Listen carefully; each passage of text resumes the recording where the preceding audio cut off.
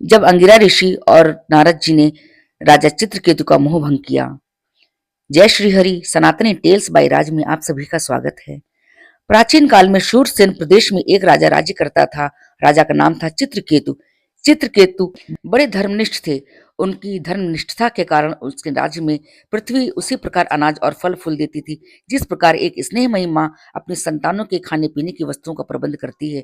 चित्रकेतु के पास सब कुछ तो था ही, किंतु कोई संतान ना थी। वह दिन रात संतान के लिए चिंतित रहा करते थे। सोचा करते थे उसके पश्चात उसके राज्य का उत्तराधिकारी कौन होगा और कौन उसका अंतिम संस्कार करेगा। एक बार अंगिरा ऋषि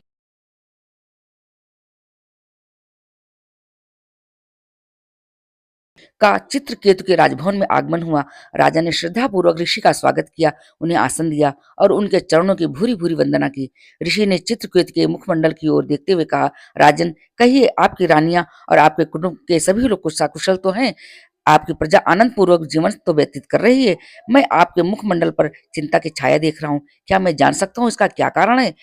राजा ने उत्तर दिया, ऋषिवर, आप त्रिकालज्ञ हैं, आप अंतर्यामी हैं, आपसे भीतर और बाहर का कुछ भी भेद छिपा नहीं है। फिर भी यदि आप पूछ रहे हैं तो मैं बताता हूँ, मेरे पास सब कुछ है पर संतान नहीं है। संतान ना होने से मुझे सब कुछ सूना लगता है। मैं तो चिंतित रहता ही हूँ, मेरे पूर्वज भी चिंतित रहते हैं। आखिर कौन पिंडदान करके उनकी आत्मा को तृप्त करेगा? कृपया कोई ऐसा उपाय बताइए जिससे मुझे सुयोग्य संतान की प्राप्ति हो। चित्रकेतु की चिंता, उनके दुख और उनकी विनयशीलता ने अंगिरा ऋषि को द्रवित कर दिया। उन्होंने यज्ञ किया और यज्ञ अवशेष प्रसाद चरु चित्रकेतु को देते हुए कहा, राजन, अपनी रानी को यह चरु खिला दीजिए। आपको निश्चय पूर्वक एक पुत्र की प्राप्ति होगी जो आपके हर्ष और शोक का कारण बनेगा। ऋषि चरु देकर चले गए। चित्रकेतु की कई रानियां थी। वह अपनी बड़ी रानी कृतिद्युति को अधिक चाहता था, अतः उसने अपनी बड़ी रानी को ऋषि का दिया हुआ चरु खिला दिया। समय पर कृतिद्युति के गर्भ से एक बालक उत्पन्न हुआ। चित्रकेतु के हर्ष की सीमा ना रही। जिस प्रकार बसंत ऋतु के आने पर सारी पृथ्वी खिल जाती है, उसी प्रकार पुत्र पैदा होने पर राजा का मन खिल उठा। उसने आनंद उत्सव तो मनाए ही, दान दक्षिणा भी प्रचुर मात्रा में दी। पुत्र प्राप्ति होने पर चित्रकेतु अपनी बड़ी रानी को और अधिक प्रेम करने लगा। वह दूसरी रानियों को हेय समझने लगा। उसका परिणाम यह हुआ कि दूसरी रानियों के मन में ईर्ष्या की आग जल उठी। स्त्रियों के मन में जब ईर्ष्या पैदा होती है तो वे धर्म और अधर्म का विचार नहीं करती। चित्रकेतु की रानियों ने उचित और अनुचित का विचार न करके बड़ी रानी के पुत्र को विष दे दिया। बड़ी रानी जब अपने पुत्र को मृत पाया तो कटे वृक्ष की भांति गिर पड़ी, रुदन करने लगी। चित्रकेतु के कानों में भी जब यह समाचार पड़ा तो वह भी व्याकुल होकर धरती पर गिर पड़े। किंतु अब क्या हो सकता था? कोई कितना ही रुदन क्यों ना करे, कितने ही आंसू क्यों ना बहाए, किंतु मरा हुआ व्यक्ति लौट कर नहीं आता है।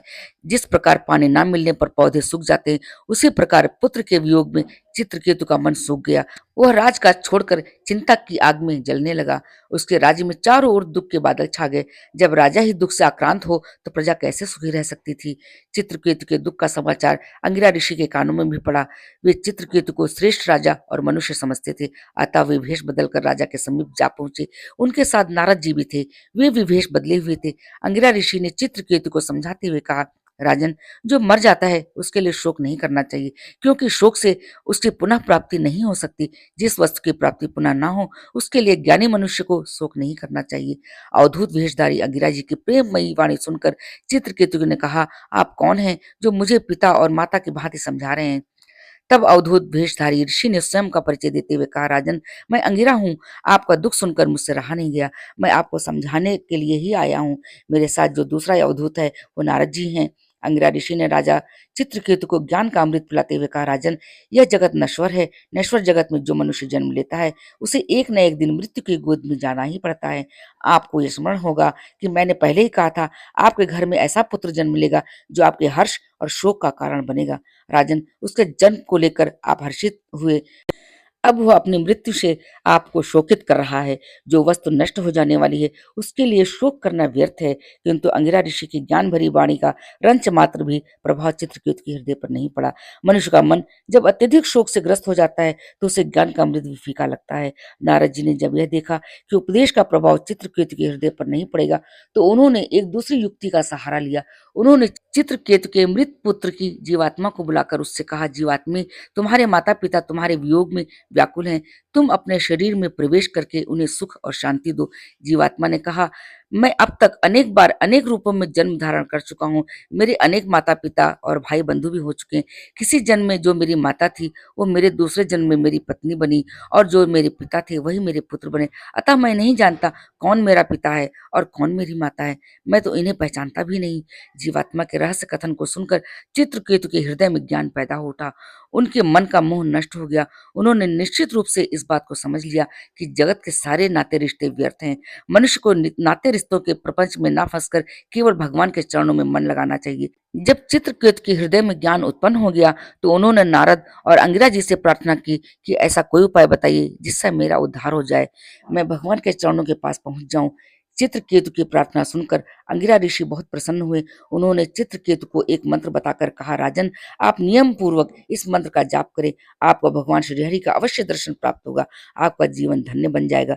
चित्रकेतु ने अंगिरा ऋषि के आदेशानुसार मंत्र का जाप किया। भगवान श्रीहरि ने चित्रकेतु को दर्शन देकर उनका जीवन धन्य कर दिया। वे जीवन मुक्त हो गए। जीवितावस्था में ही देवताओं के सदृश वंदनीय बन गए। जो लोग सभी प्रकार के मोह बंधनों को तोड़कर भगवान विष्णु के शरण में जाते हैं, वे सभी प्रकार के कष्टों से छूट जाते हैं। अगर ये कहानी आपको अच्छी लगी हो तो लाइक करें, शेयर करें और आगे भी ऐसी वीडियोस देखने के लिए मेरे चैनल को सब्सक्राइब करें। जय श्री हरि, जय श्री हरि।